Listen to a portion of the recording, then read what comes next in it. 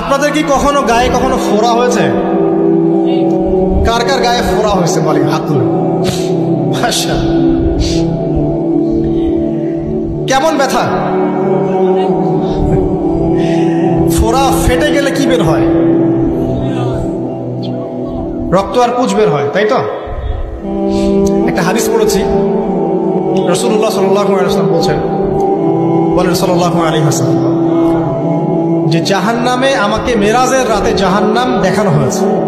মেরাজের রাতে আমাকে জাহান্নাম দেখানো হয়েছে। তো সেখানে আমি দেখলাম যে কিছু মানুষকে এই জাহান্নামীদের রক্ত আর পুঁজ খেতে দেয়া হচ্ছে।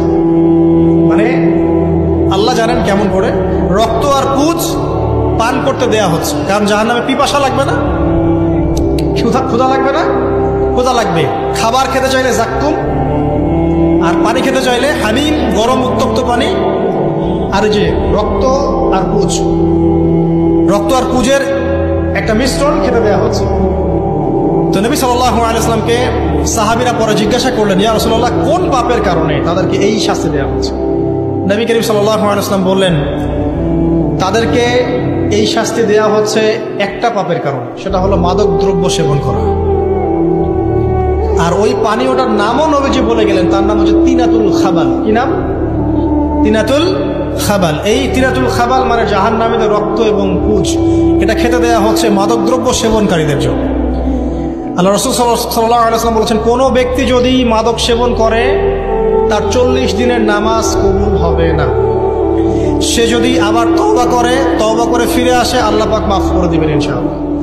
যদি আবারও মাদক খায়, আবার 40 দিনের নামাজ কবুল হবে না। তারপর যদি আবার তওবা করে, আবার আল্লাহ মাফ করে দিবেন ইনশাআল্লাহ। তারপর যদি আবার মাদক খায়, আবার 40 দিনের নামাজ কবুল হবে না। তারপর যদি আবার তওবা করে, আবার আল্লাহ মাফ করে দিবেন। তারপরে যদি আবার মাদক খায়, তখন আল্লাহ রাব্বুল আলামিন তাকে তিনাতুল খাবাল পান করেন। প্রিয় ভাইরা, আপনারা মুসলিম না? আমরা মুসলিম না? মুসলিম যুবকদের সবচেয়ে সেরা অস্ত্র হচ্ছে ঈমান এবং নৈতিকতা। অন্যরা জাহিলিয়াতের স্রোতে ভেসে যাক, মুসলিম তরুণরা কখনো জাহিলিয়াতে যাবে না ইনশাআল্লাহ। আমার সাথে ওয়াদা করেন যে কোনো প্রকার মাদক দ্রব্যের সাথে সংশ্লিষ্ট থাকবেন না। একটা সিগারেটেও কখনো টান দিবেন, কারণ সিগারেটটা কি? সিগারেট আপনাকে আস্তে আস্তে অন্য মাদকের দিকে নিয়ে যাবে। সিগারেট খাওয়া শিখেছিস, এখন গাঁজাও খা। গাঁজা খাওয়া শিখলে এখন ওটা খা, এই করতে থাকে। এক পর্যায়ে আপনি এখান থেকে আর বের হতে পারবেন না। এখানে আপনার দেহের ক্ষতি, আপনার মস্তিষ্কের ক্ষতি, আপনার পরিবারের ক্ষতি। এমন আপনি যদি পরবর্তীতে গিয়ে পরিবার গঠন করতে চান, আপনি সুখী পরিবারও গঠন করতে পারবেন না, কারণ ভিতর থেকে আপনি নিজেকে শেষ করে ফেলেছেন।